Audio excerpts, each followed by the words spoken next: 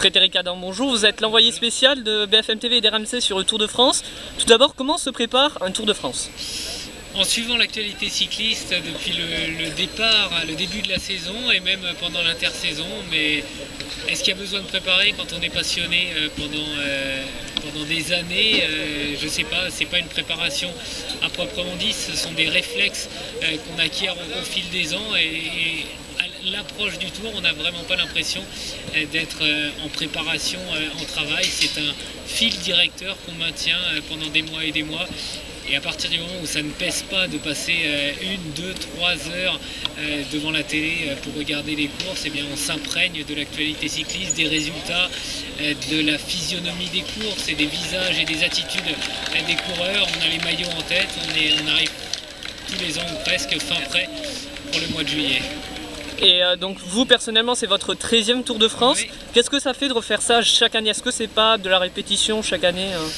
Les scénarios sont là pour nous apporter un peu de piment. Alors bien sûr, l'approche, les bagages à faire, oui, c'est une routine, mais il y a pire routine que de préparer un Tour de France. Il y a aller à l'usine tous les matins et c'est ce qu'on se dit quand on se remet en question, parce qu'effectivement, il y a des remises en question après certains Tours de France.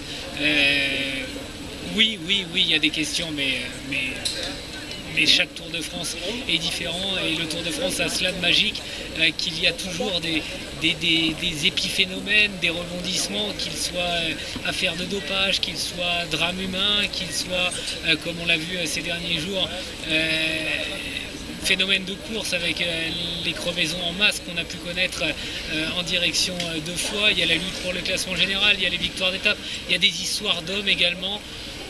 On n'est pas vraiment dans la répétition d'année en année, c'est ça qui est bon. Dernière question par rapport au Tour de France. D'après vous, qui va gagner dimanche le maillot jaune? Je ne prendrai pas beaucoup de risques et je ne surprendrai personne en citant Bradley Wiggins, parce que son principal adversaire, il a l'air d'être dans sa propre équipe, c'est Christopher Froome qui est pour l'instant son dauphin.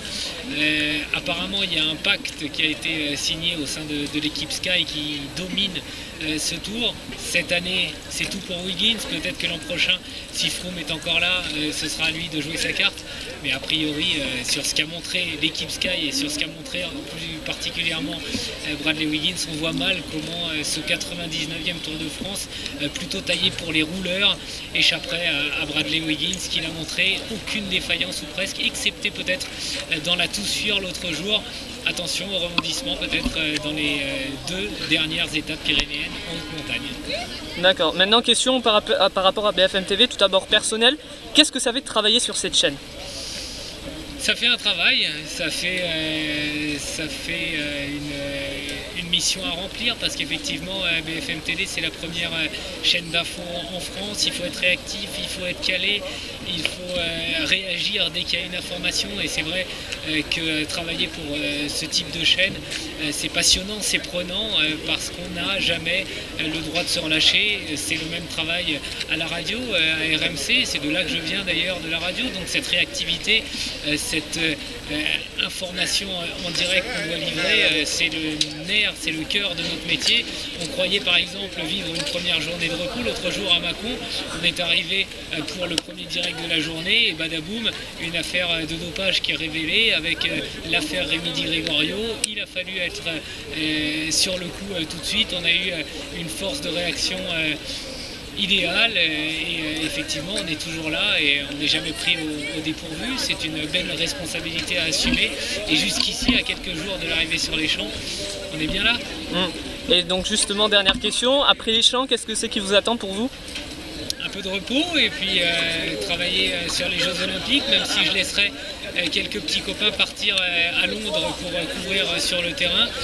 Moi personnellement, je vais retourner au bureau à Paris pour monter des sujets, pour réceptionner les interviews, les images qui nous seront envoyées depuis Londres par toutes les équipes d'RMC et de BFM TV, parce qu'on a bien conscience, même en étant sur le Tour de France, que le travail il est complémentaire, il est effectué sur le terrain, mais aussi à Paris, et sans cette complémentarité là, il n'y a aucun rendu à l'antenne pour les téléspectateurs.